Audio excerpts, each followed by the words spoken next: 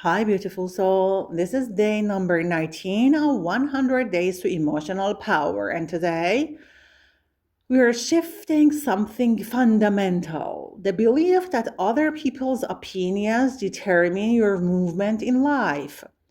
The fear of being judged is not just about discomfort, it's about misplaced authority. Somewhere along the way, you started acting as if other people are certified to approve your growth, as if they're sitting on a panel deciding whether you're ready.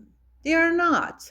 And the truth is even simpler than that. Most people are not thinking about you nearly as much as you imagine.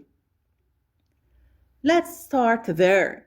People are busy worrying about their own image, their own insecurities, their own finances, their own relationships, their own unfinished goals, their own mistakes, their own regrets. The stranger at the gym is not analyzing your body, they're wondering how they look.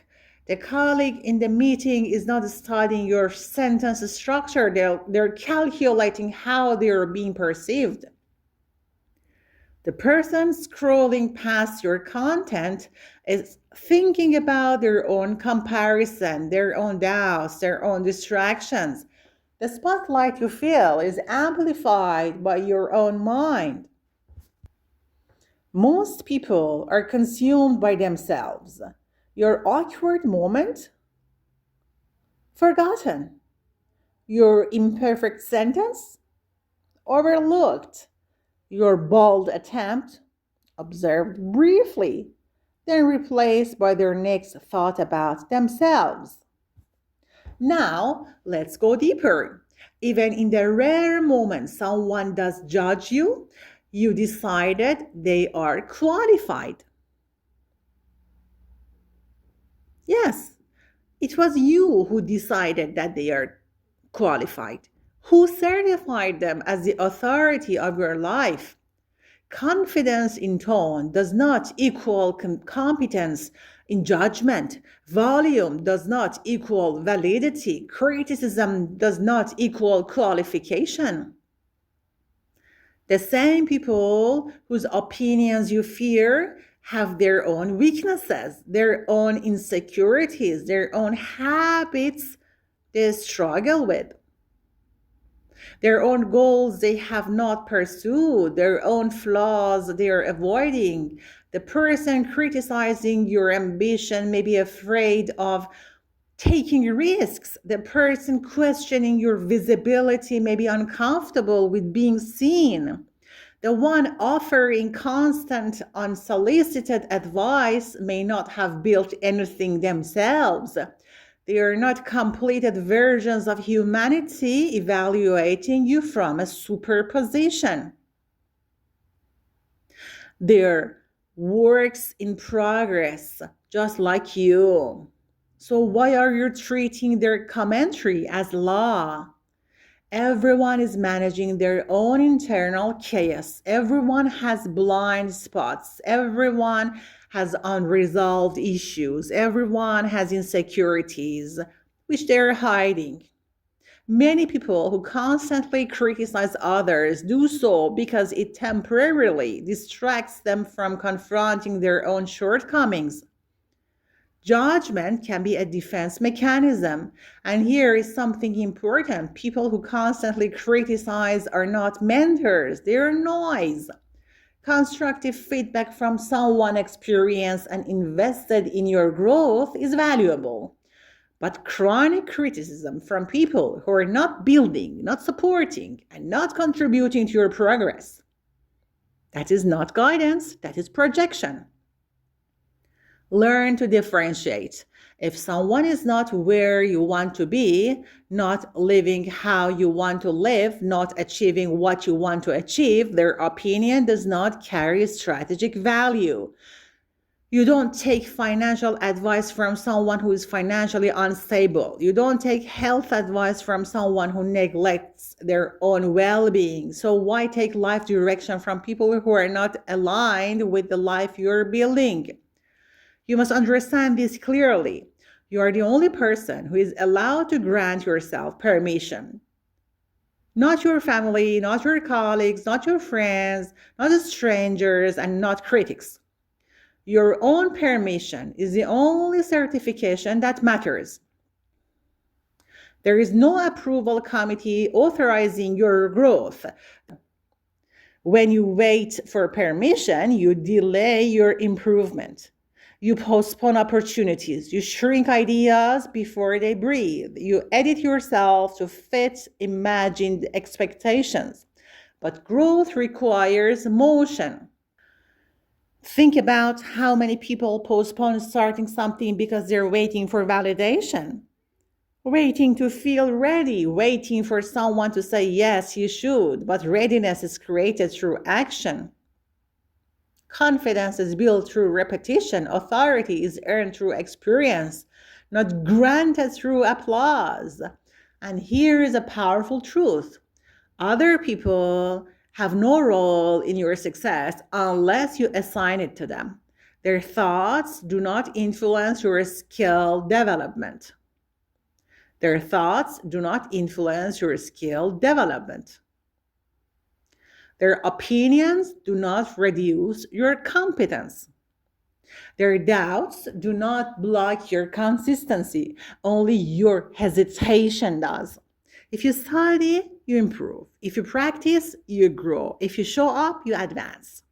Whether someone approves or disapproves does not change the equation of effort and result.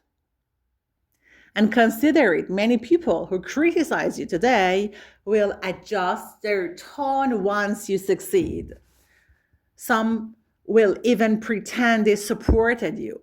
That alone proves that their earlier doubt was not prophecy, it was limitation. You cannot build a powerful life while asking smaller minds for permission. This does not mean arrogance, it means ownership. Ownership of your decisions, ownership of your attempts, ownership of your mistakes, ownership of your direction. And let's address something directly. People who constantly give criticism without contribution need to be ignored, not debated, not convinced, just ignored. You don't engage every voice. You don't respond to every opinion.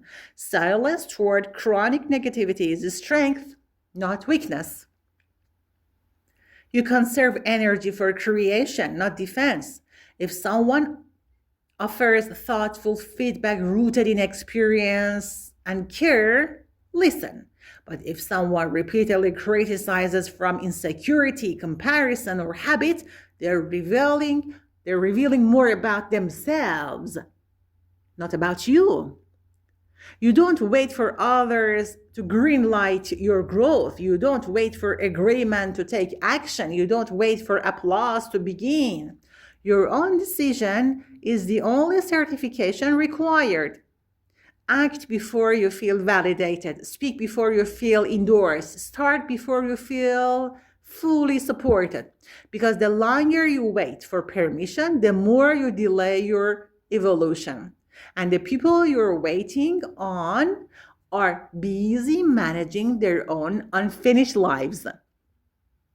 Remember, they're navigating their own flaws. They're struggling with their own weak points. They're working through their own fears. They're not appointed evaluators of your destiny. You are. The only person who lives with the consequences of your inaction is you. The only person who benefits from your courage is you. The only voice that must approve your effort is yours. Even small daily steps, speaking up once, posting once, applying once despite discomfort, strengthen your authority over your own life. Over weeks and months, you will notice a growing sense of independence, boldness, and internal approval that no external voice can shake. And let me make this very practical before we close, because this only becomes powerful when you apply it in real life. Imagine you want to start going to the gym, but you keep postponing it because you think people will look at you, judge your body, judge your fitness level. The solution is not to wait until you feel confident. It is to go at a quieter hour, wear clothes you feel comfortable in, put on headphones, and commit to just 20 minutes. Not to impress anyone, not to perform, just to build consistency. That is you giving yourself permission. Or maybe you want to post your work online, your art, your ideas, your knowledge, but you keep thinking, what will they say? Here is the concrete shift. Before posting, ask yourself, if no one could comment, would I still share it? If the answer is yes, post it. Turn off notifications for a few hours. Do not sit there absorbing reactions. Train your nervous system to act without immediate validation. Another situation is you're in a meeting and you have an idea, but you stay silent because you're afraid it might sound stupid. Next time, prepare one sentence in advance and commit that no matter what, you will say at least that one sentence, not 10, one. This builds exposure tolerance. You are teaching yourself that speaking does not equal danger, or maybe you want to change careers, but family members keep saying, are you sure? Instead of arguing, respond calmly, I appreciate your concern. I have thought this through. Then stop explaining. That's it. Over explaining is often a sign you're still seeking approval. Practice short, firm responses. Another example is someone constantly criticizes your choices, your appearance, your ambitions, your lifestyle. Instead of defending yourself every time, reduce their access. Share less with them. Limit topics, change the subject, protect your energy. Not every opinion deserves engagement. And here's another powerful tip. When you catch yourself thinking that they won't approve, write them exactly down who they are. Write it down. Who they are. Be specific. Is it one person? Two? Then ask yourself honestly, are they living a life I want? If not, why am I borrowing their standards? Also, build a small circle of growth-oriented people, even if it's just one person, whose feedback is based on effort and improvement, not insecurity. Replace random judgment with intentional mentorship. And every time you hesitate, ask this question. 5 years from now, will I regret trying or will I regret not trying? Usually the regret of inaction is heavier. Finally, practice micro permissions daily. Wear something you like without asking anyone. Order what you want without explaining. Take a class without announcing it. Apply before you feel ready. Speak once, even if your voice shakes. These small acts rewire your identity from approval seeker to self-authorized. Over time, your brain stops looking outward for validation and starts trusting inward direction. And that is when you realize something freeing. No one was ever holding the key to your success, to your progress. You were just waiting outside a door that was never locked. If this talk resonated, like, share, and subscribe to this channel because this is day number 19 of 100 Days to Emotional Power. Every day we explore one emotional truth that many people live with silently. You can listen while cooking, cleaning, commuting, or resting, like a gentle, strengthening self-talk. Don't forget to drop your ideas, comments, and questions down below. I would love to hear from you. See you in the next audio.